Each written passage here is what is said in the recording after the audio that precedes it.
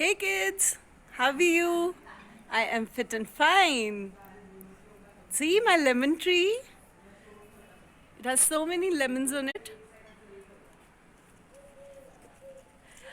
Today we are going to do a simple concept of pull and push.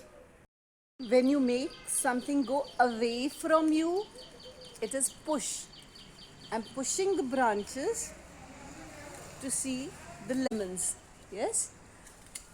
And to pluck the lemon, I need to pull it. I need to pull it towards me.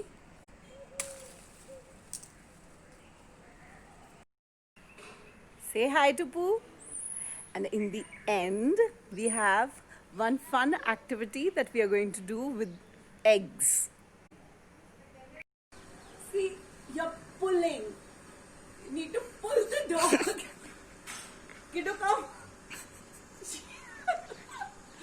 Pull. Aajo, chalo. Pull. And now you're pushing the dog. Push. Wow, look at the train. Can you see the engine is pulling the bogies? Pull. Pull. The car is pushing. Push is when you want it to move away from you. So the car is pushing the blocks. Push. Push. See, it's pushing. Here's another example. Dominoes. You can see on YouTube also. Here, when you push one block, all the other fall. Just like when you stand in a line and if one child pushes, what will happen? Everyone can fall and get hurt. So we should not push. Wow, what do we have here? We have 3 eggs, 3 glasses of water. See, equal level of water is there. In the second glass, we added salt. And in the third one also, we have added salt. Now, after adding 2 teaspoons of salt, we stir it. We stir it nicely so that the salt gets mixed in it properly. The first glass does not have anything else other than plain water.